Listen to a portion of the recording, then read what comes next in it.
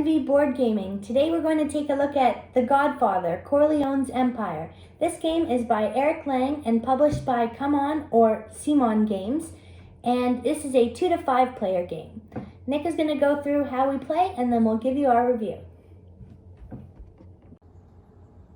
Alright, we're back and set up for a 2-player game of The Godfather. Here we are. So we're going to first pick which family we want to be. So there are 5 families in the game. Vic usually plays purple, I usually play green, so we don't really care about who the families are, but these are real life families. You can see all the different color bases. So just a 2-player game, we have purple and green. First thing to know about the game is it's played in phases. There are 5 phases and 4 different acts of the game. This tells you how many cards we're going to keep at the end of every round. Or to start the round, I should say, this is how many we can have in our hand, 5. This shows you the type of turf that's going to come out. So in this case, I'll zoom in, it is a blue turf. You can kind of see it there, and you can see there are red turfs here starting Act 3 and 4, which are a little more powerful. You can also see that we're going to get additional family members in these phases too, which are set out right here. So let's look at the phases. First one is the place one. We're going to look to see the lowest numbered area, which in this case is Wall Street with a 1. You can see they all have different numbers on them. So Wall Street is going to get the first one in a 2-player game. You can see there's notes there for larger player counts that they actually start with different businesses. In the case of a 2-player, nothing's here. So we know we're getting the blue one because it says right there in Act 1, a blue one's going to come out. So I'll flip this, and this is now a new area to assign a thug. So we start with the Don of our family and 3 different thugs. The thugs all have square bases and the family members all have circular bases. So if you assign, let's go the next step here. It is the crux of the game. It is called family business. That's where we assign all our family and thugs. So when you assign a thug, you put it in these square spots, and that's representing the front of the business. The back spots represent the back of the business. That's where the actual family members get to exploit, and the thugs get to exploit whatever's in front. In this case, this right here, they're the same.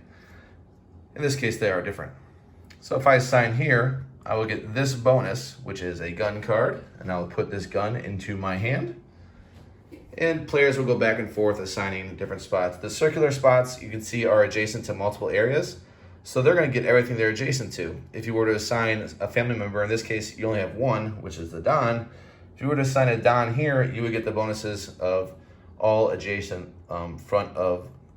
back of business bonuses up top here with the brick background. There and there. So that would be a high value spot right there. And after we're all done placing our workers and getting our rewards, we can also do different things. As an action, instead of putting players down, we could put these little, pay these things. So in this case, blood money, which is a different resource right there. And we can acquire it on the board in different spots. Different things will come out to give us blood money. Here's the Korean laundry. Right here gives you blood money. So if you were to have 2 blood money in your hand of cards, you can play that to play this public job. In a 2-player game, there are 2 public jobs that start out. Right there and there. So I can play my 2 blood money and then do what it says here. Or 2 liquor bottles and do what it says there. We also start the game with 2 private jobs in our hands and some cash. Cash cards up there.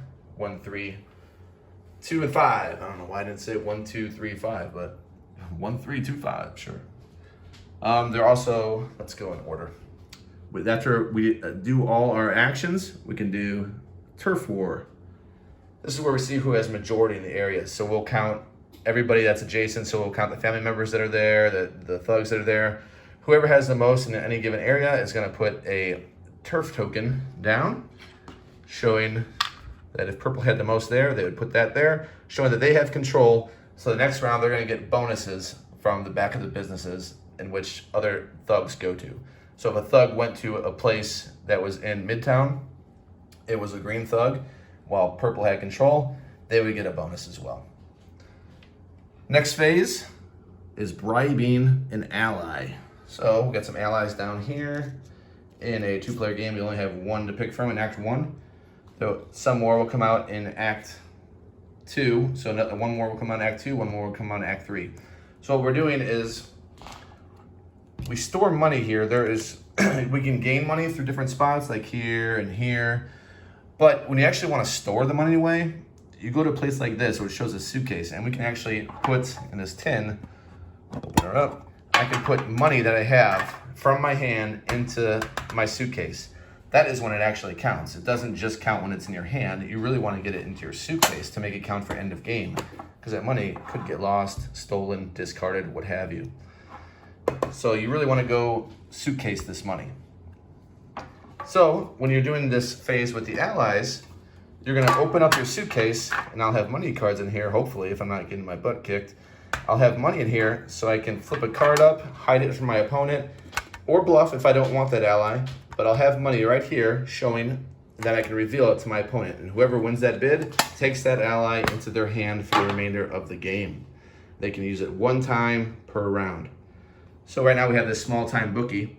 For each turf you control, add $1 to your suitcase. That's nice because it says to your suitcase. It's only $1, but at least it goes in your suitcase and not your hand. So that's actually a decent card.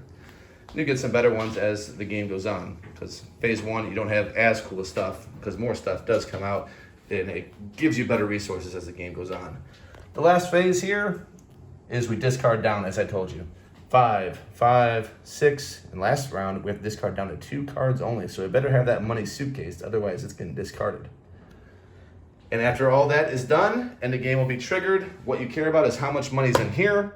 We're also going to get $5 for each of these colors. Whoever has the most in greens and yellows and whatever color, blue and so forth, is going to get $5 for each. And there's also gray backgrounds. So $5 for each, whoever has the majority of those colors. You're also going to get money for, let's see, there's one more thing here. Oh, it's the dominance. The dominance, you're going to get $5 each turf where you have the most control markers. If it's a tie, then we care about who has the top, because these are going to stack. Because if I get control of this, a green one's going to go on top of it. So whoever has the most in the stack is going to get $5 for each one they control out here. If it's a tie, whoever is on top is going to get the $5. And that is how you play The Godfather. All right, we're back for a review of The Godfather, Corleone's Empire.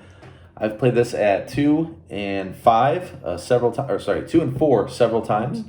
My review after all my plays is an 8.1. It worked well at all those player counts, 2 and 4. I haven't tried it at 3 or 5. Things I like about the game: I like the artwork, I like the theme. One of my favorite movies of all time is Godfather 2, so that works for me. It's not heavy in the Godfather theme to say, but it is heavy in the mafioso theme. I would say that. But it does throw in mixes of things from the movie. Definitely they can identify with if you are a fan. But you definitely do not have to be a fan of the movie to be a fan of this game. Good worker placement, good area control, very solid game, and that's what my thoughts. What do you think, Vic? I gave a very similar 7.7, pretty close to you. Have a lot of fun with this game. I really like it. Worker placement, easy to learn. I like the quality of the figures too. I did like how interesting it is that they do mirror the real families in the movie.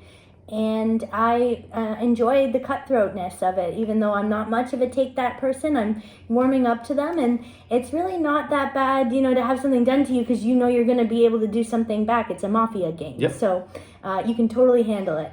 And I just altogether really enjoy it. What game do you enjoy by Eric Lang? Let us know in the comment section below. And don't forget to like this video if you haven't already. Subscribe, and we'll see you next time.